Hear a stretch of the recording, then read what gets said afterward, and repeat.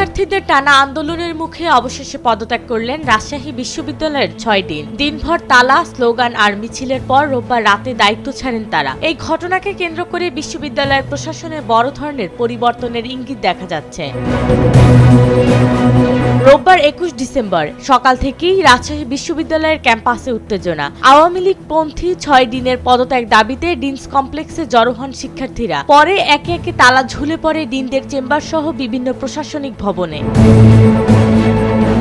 যাদের পদত্যাগ করতে হয়েছে তারা হলেন আইন অনুষদের অধ্যাপক ডক্টর আবু নাসের মোহাম্মদ ওয়াহিদ, বিজ্ঞান অনুষদের অধ্যাপক ডক্টর নাসিমা আক্তার, ব্যবসা শিক্ষা অনুষদের অধ্যাপক ডক্টর এএসএম কামরুজ্জামান, সামাজিক বিজ্ঞান অনুষদের অধ্যাপক ডক্টর এসএম একরাম উল্লাহ, প্রকৌশল অনুষদের অধ্যাপক ডক্টর বিমল কুমার প্রামাণিক এবং ভূবিজ্ঞান অনুষদের অধ্যাপক এএইচএম সেলিম রেজা।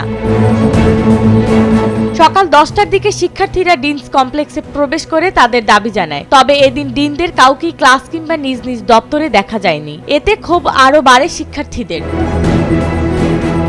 দুপুর 2:30টার দিকে আন্দোলনকারীরা রেজিস্ট্রার দপ্তরে যান। সেখানে দাবি আদায় হওয়া না পর্যন্ত ভবন ত্যাগ করার ঘোষণা দেন শাখা শিবিরের সাধারণ সম্পাদক মুজাহিদ ফয়সাল। এক পর্যায়ে রেজিস্ট্রার, উপাচার্য ও প্রক্টর দপ্তরেও তালা দেয়া হয়।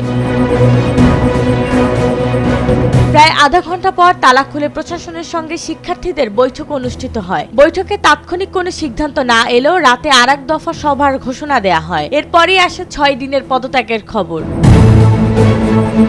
প্রসঙ্গত 2023 সালের 17 ডিসেম্বর রাবিতে ডিন সহ বিভিন্ন গুরুত্বপূর্ণ প্রশাসনিক পদে নির্বাচন অনুষ্ঠিত হয়। 12টি অনুষদের মধ্যে 6টিতে আওয়ামী লীগ পন্থী হলুদ প্যানেলের প্রার্থীরা নির্বাচিত হন। গত বুধবার তাদের মেয়াদ শেষ হলেও নতুন নির্বাচন না হওয়া পর্যন্ত দায়িত্বে থাকার নির্দেশ দিয়েছিলেন উপাচার্য, যা ঘিরেই শুরু হয়েছে শিক্ষার্থীদের আন্দোলন। শিক্ষার্থীদের চাপের মুখে 6 দিনের পদত্যাগ রাজশাহী বিশ্ববিদ্যালয়ের প্রশাসনিক ইতিহাসে একটি গুরুত্বপূর্ণ ঘটনা। এখন দেখার বিষয় নতুন ডিন নির্বাচন এবং সামগ্রিক প্রশাসনিক সংকট কোন পথে সমাধানের দিকে এগোয়।